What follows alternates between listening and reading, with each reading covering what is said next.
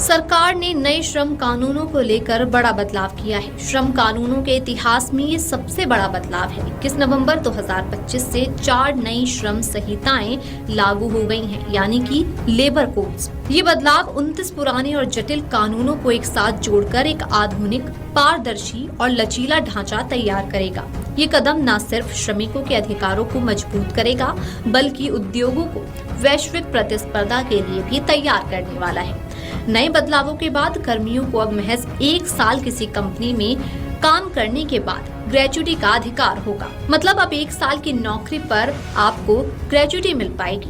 अपने इस वीडियो में हम आपको बताने जा रहे हैं कि आपको कितनी ग्रेच्युटी मिलेगी, इसका फॉर्मूला क्या है और किसे और कैसे इसका फायदा मिलेगा।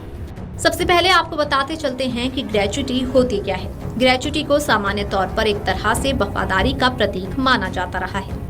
ग्रेच्युटी ऐसी कंपनी या संस्थान में काम करने वालों को मिलती है जहां कम से कम 10 कर्मचारी काम करते हों। गौर करने वाली बात है कि ग्रेच्युटी के टाइम पीरियड में ट्रेनिंग के समय को शामिल नहीं किया जाता है। जब नया प्रावधान लागू हो जाएगा तो कर्मचारियों को 5 साल लगातार काम करने की भी जरूरत अब नहीं होगी, बल्कि सिर्फ साल भर काम करने पर ही ग्रेच्युटी का लाभ मिल जाएगा। एक ही कंपनी में लगातार निष्ठापूर्वक काम करने के इनाम को ही ग्रेच्युटी कहा जाता है। हालांकि पहले ये सीमा 5 साल की थी।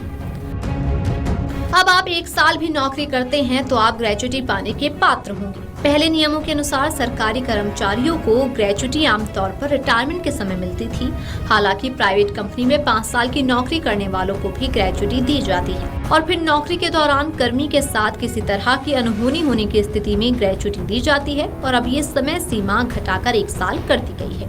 बात करें ग्रेच्युटी कैलकुलेट करने के फॉर्मूले की, तो ये बड़ा आसान है। ये आपकी मंथली बेसिक सैलरी और नौकरी के साल पर निर्भर करता है। आसान शब्दों में फॉर्मूला बताएं तो सबसे पहले आपकी आखिरी मासिक बेसिक सैलरी और डीए यानी कि महंगाई भत्ता, इसको जोड़कर एक रकम बनाई जाती है। फिर इस रकम को 15 से गुणा किया जाता है। इसके बाद इसे आपकी कुल नौकरी की सेवा अवधि यानी कि आपने कितने साल उसे कंपनी में काम किया है उससे गुणा किया जाता है। जो भी संख्या आए उसे 26 से भाग दे दिया जाता है। मान लीजिए किसी की लास्ट सैलरी 1 लाख रुपए है और उसने 5 साल तक काम किया है तो ग्रेच्युटी होगी 2,88,461 रुपए।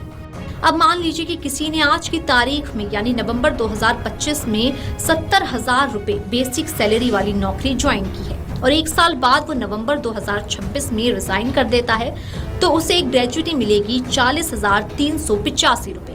ग्रेच्युटी को लेकर पहले ये नियम था कि सरकारी कर्मियों को ग्रेच्युटी आमतौर पर रिटायरमेंट के समय मिलती थी। हालांकि प्राइवेट कंपनी में 5 साल की नौकरी करने वालों को ग्रेच्युटी दी जाती थी। अब ये समय अवधि बढ़ा दी गई है और 1 साल किसी कंपनी में काम करने के बाद भी अब आप ग्रेच्युटी के हकदार होंगे।